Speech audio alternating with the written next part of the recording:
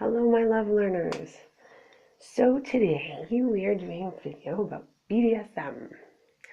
I just like to quickly say I'm not an expert. I am just a fun-loving redhead who loves sex and love and wants to share that with you, my viewers, and my love learners, so we can all enjoy the sex that we're having with our partners and hopefully learn to love and enjoy it and be happy.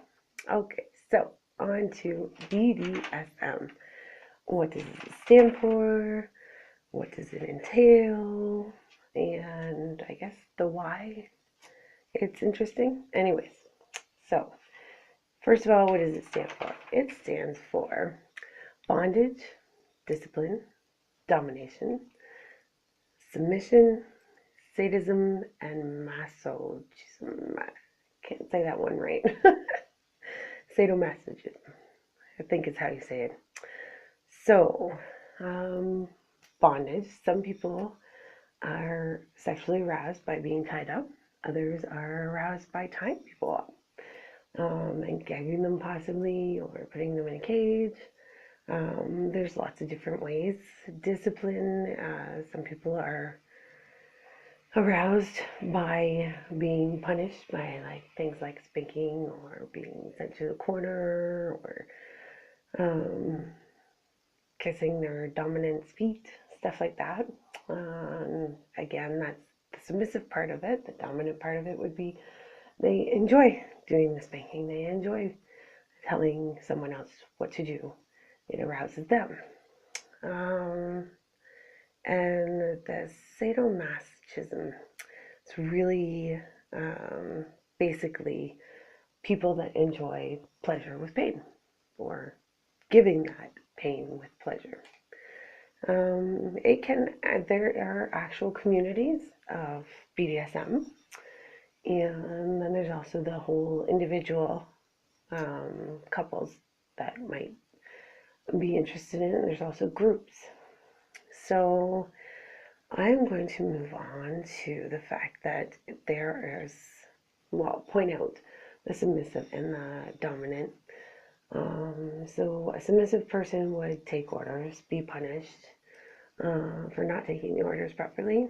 And then a dominant would obviously give the orders and do the punishing. For me, I was interested in this probably about my late 20s when I was single. I was not sure what it all meant, and I was not sure if it was arousing to me.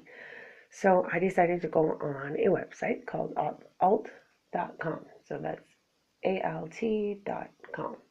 There's another endorsement for it. It's just the fact that I went on there because I was curious, and it was very helpful to me actually because you can go make a profile for free, and in your profile you can give a lot of information or not.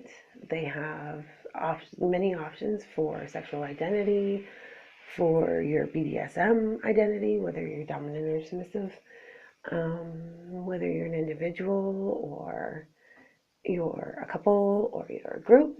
You can make a profile and then go into the chat rooms or instant message people. So for me, I went because I was very much a newbie. I went into the chat rooms, and for a long time I really just sat there and read because I was curious and I didn't really say a lot. While I was in there, I noticed that people made certain little characters basically. And so I made up a character that sat in the rafters and threw candy down on people. Sometimes people interacted with me, and other times they didn't. But I found that if you are polite, there is a lot of etiquette, permission, and invitation that is needed. And you'll learn certain etiquettes in the chat rooms or by an individual who wants to chat with you. or you can also go to BDSM shows on alt.com. They actually have the certain area that you're in the world. So, I mean, you can go to Ireland, an Ireland chat room, or an Indian chat room, or like India, or like wherever in the world. You can go to a chat room for the different countries, and sometimes it goes right down to provinces and cities. I chose to just go to the different countries myself because I was being very, I guess, quiet and anonymous, because I was just really curious and doing research basically for myself.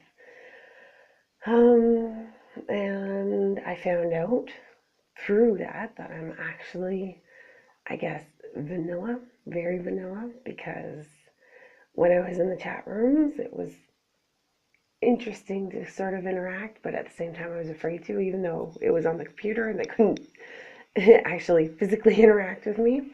And then I had an instant message thing going on with one of the characters and found out that I don't like being told what to do during my day, what to wear, or what I can and cannot say. And there are things like safe words. That's where it comes from, is the BDSM community. So if you think that it's going too far, you can say, no, this is my safe word, I'm done. Um, oh yeah, I wanted to mention on Ink Master, because there are BDSM shows that you can go to, and I've never been to one, but I'm told that it involves things like hooks in the skin, being suspended in the air by hooks in the skin, cages, um, punishment shows, sex shows. But if you're going to go to one and you found an event and you want to go to it, please go to the website. And if you have any questions about the rules, because some of them are interactive and some of them are not, then you can go to the actual event website and contact someone and ask them questions as well. Um, Dave Navarro on Ink Master in one of the season finales. I'm going to put the link to it below. He was suspended in the air by hooks in his skin for a little bit. So he actually showed the public this is what might go on and this is what he enjoys. Um, I think it is just a wild community. It seems like it's so much fun to get involved with it, but it can also be a little bit scary, and I'm way too vanilla for it, so I didn't actually get that involved.